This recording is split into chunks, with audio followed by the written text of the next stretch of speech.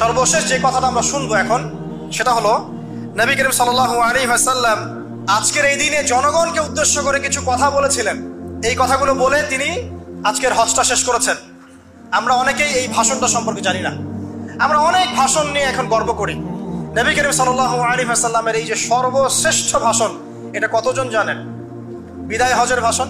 কতজন জানেন বিদায় হজের ভাষণে নবী সাল্লাল্লাহু আলাইহি ওয়াসাল্লাম কি বলেছিলেন উম্মতকে?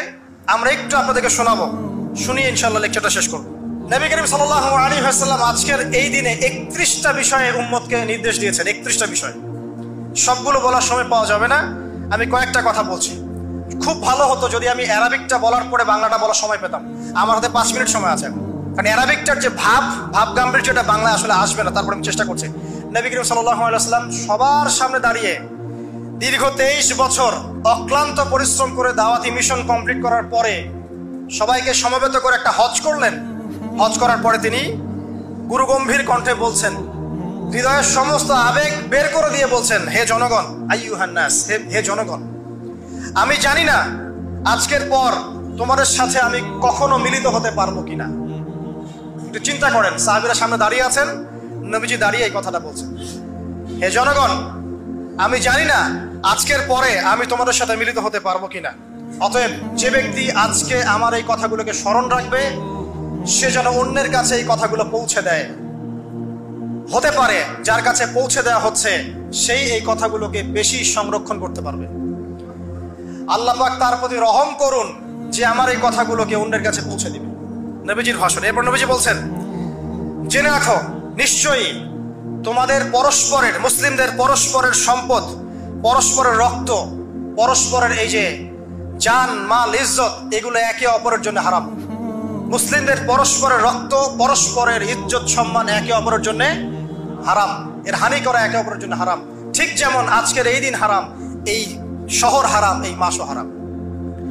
নবী করিম সাল্লাল্লাহু আলাইহি ওয়াসাল্লাম বলছিলেন, জেনে রাখো 3টা বিষয়ে যেন তোমাদের অন্তর কখনো খেয়ানত না করে। 3টা বিষয়ে তোমাদের অন্তর যেন কখনো খেয়ানত না করে।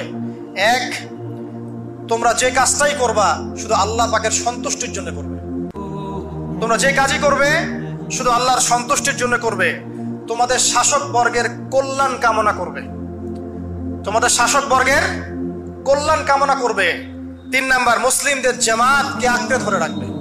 মুসলিমদের ইউনাইটেড কমিউনিটিকে আঁকড়ে ধরে থাকবে। এই 3টা বিষয় পালনের ক্ষেত্রে তোমাদের অন্তর যেন খেয়ানত না করে। এদিন সূর্য ঢলে যাওয়ার পরে নবী সাল্লাল্লাহু আলাইহি ওয়াসাল্লাম আরো বললেন, শুনে রাখো হে মানব জাতি, এটা ভালো করে শোনেন, শুনে রাখো হে মানব জাতি, নিশ্চয়ই আমি মুহাম্মদ সাল্লাল্লাহু আলাইহি ওয়াসাল্লাম জাহেলি যুগের যত কুপ্রথা আছে সমস্ত কুপ্রথাকে আমার পায়ের তলে পিষ্ট করে গেলাম। জাহেলি যুগে কি ছিল ভাই? শিরিক ছিল, সুদ ছিল, মাদক ছিল, নারীর অবমাননা ছিল, কন্যা সন্তানকে দাফন করা হতো, রক্তক্ষয়ী হানাহানি মারামারি কাটাকাটি ছিল। এগুলো সবকিছুকে আমি আমার পায়ের তলে দাফন করে গেলাম। এটা কি দাফন হয়েছে? তিনি বলছেন, নিশ্চয়ই আমি জাহেলি যুগের সুদকে আমার পায়ের তলে পিষ্ট করে যাচ্ছি। সর্বপ্রথম যার সুদ আমি পিষ্ট করছি তিনি হচ্ছেন আব্বাস ইবনে আব্দুল মুত্তালিব, আমার চাচার সুদ। নিজের পরিবার থেকে দৃষ্টান্ত স্থাপন করলেন। তিনি আরো বললেন, হে উপস্থিত জনগণ, তোমরা মেয়েদের ব্যাপারে সতর্ক থাকবে এবং তোমাদের স্ত্রীদের ব্যাপারে সতর্ক থাকবে, তাদের হকের ব্যাপারে সতর্ক থাকবে, কেননা তোমরা তাদেরকে আল্লাহর কালিমার মাধ্যমে হালাল করে নিয়েছো। অতএব তাদের ব্যাপারে তোমরা সতর্ক থাকবে।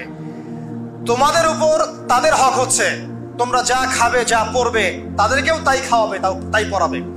আর তাদের উপর তোমাদের হক হচ্ছে তারা তোমাদের বিছানায় এমন কাউকে আসতে দিবে না যাদেরকে তোমরা অপছন্দ করো। নবী করিম সাল্লাল্লাহু আলাইহি ওয়াসাল্লাম আরো বলছেন, এই দিন আইয়ুহান নাস, হে মানব জাতি, তারাকতু ফিকুম আমরাইন, জেনে রাখো আমি তোমাদের সামনে মাত্র 2টো বস্তু ছেড়ে গেলাম। কয়টা বস্তু? লাম তাদিল্লু মা তামাসসাকতুম বিহিমা, তোমরা কোনোদিন পথভ্রষ্ট হবে না যতদিন এই 2টা বস্তুকে আঁকড়ে ধরে থাকবে। কিতাব আল্লাহ, আল্লাহর কিতাব, ওয়া সুন্নতে নবীহি, এবং তার নবীর সুন্নাহ। তিনি আরো বললেন, আল মুসলিম, জেনে রাখো প্রকৃত মুসলিম সে ব্যক্তি, মান সালিমাল মুসলিমুনা মিন লিসানিহি ওয়া ইয়াদিহি, যে ব্যক্তির হাত এবং জবান থেকে অন্য মুসলিম নিরাপদ থাকে সেই ব্যক্তি হচ্ছে প্রকৃত মুসলিম। আল মুহাজির, আর প্রকৃত মুহাজির সে ব্যক্তি, মান হাজারা মা নাহাল্লাহু আন, আল্লাহ পাক যা নিষেধ করেছেন সেখান থেকে যে দূরে থাকে সেই ব্যক্তি প্রকৃত মুহাজির, মানে হিজরতকারী। তিনি আরো বললেন, মনে রেখো আমি তোমাদের সবার আগে হাউজে কাউসারে চলে যাব, সুবহানাল্লাহ, এবং সেখানে আমি তোমাদের জন্য অপেক্ষা করতে থাকবো।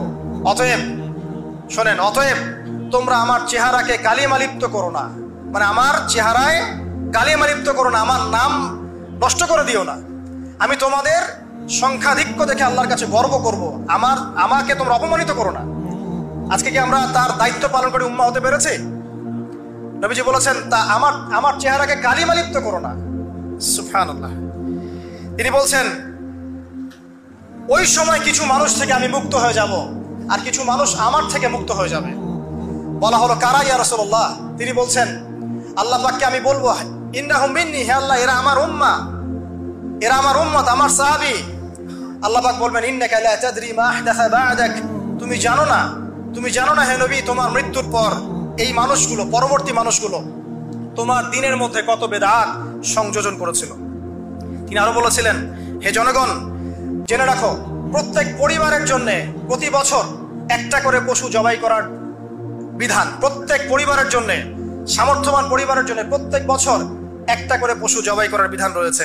তিনি আরো বললেন, মনে রাখো একজনের অপরাধের শাস্তি আর একজন কখনো পাবে না, আর বাবার দোষে ছেলে কখনো দুষ্ট হবে না, ছেলের দোষে বাবাও কখনো অপরাধী হবে না।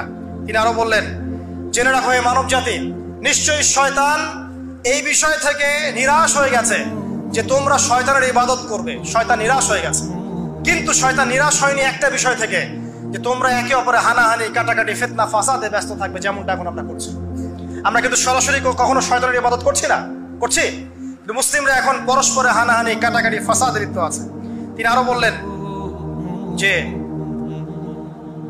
একজন মুসলিমের জন্য হালাল নয় অন্য মুসলিমের সম্পদ আত্মসাৎ করা, যতক্ষণ না সে স্বেচ্ছায় খুশি মনে তোমাকে সম্পদ প্রদান করে। অতএব তোমরা একে অপরের প্রতি জুলুম করবে না। তিনি আরো বললেন, সাবধান, আমার ইন্তেকালের পরে তোমরা একে অপরের গর্দান উড়িয়ে কাফের হয়ে যেও না। সাবধান, আমার ইন্তেকালের পর তোমরা একে অপরের গর্দান উড়িয়ে কাফের হয়ে যেও না। তিনি আরো বলেছেন, একজন মুসলিম আরেকজন মুসলিমকে গালি দিতে পারে না। যদি একজন মুসলিম আরেকজন মুসলিমকে গালি দেয়, এটা হচ্ছে ফাসিকি, এবং একজন মুসলিম যদি আরেকজন মুসলিমের সাথে যুদ্ধ করে, এটা হবে এক প্রকার কুফরি। তিনি আরো বলেছেন, হে জনগণ জেনে রাখো, আমার পরে কোনো নবী নেই, আর আমার পরে তোমরা ব্যতীত আর কোনো উম্মত নেই। এর চেয়ে স্পষ্ট কথা হতে পারে? আমার পরে কোনো নবী নেই, আর আমার পরে তোমরা ছাড়া কোনো উম্মত নেই।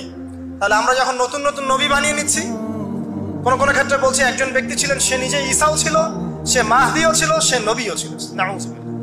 এবং দিন দিন মানুষ এই খাতায় নাম লেখাচ্ছে, সুবহানাল্লাহ। সর্বশেষ তিনি বললেন যে, যদি তোমাদের উপরে, হে মানব জাতি জেনে রাখো, যদি তোমাদের উপরে একটা নাক কাটা কালো কুৎসিত কোন আমির বা শাসকও চলে আসেন, এবং সে যদি তোমাদেরকে আল্লাহর রাস্তায়, আল্লাহর কিতাব সুন্নাহ অনুযায়ী পরিচালিত করেন, তোমরা অবশ্যই তার আনুগত্য করবে, তার বিরুদ্ধে বিদ্রোহ করবে না, তার আনুগত্য করবে।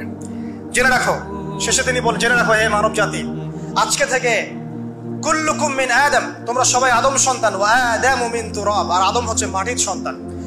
আরবের উপর অনারবের, অনারবের উপর আরবের, সাদার উপর কালোর, কালোর উপর সাদার, লালের উপর কালো।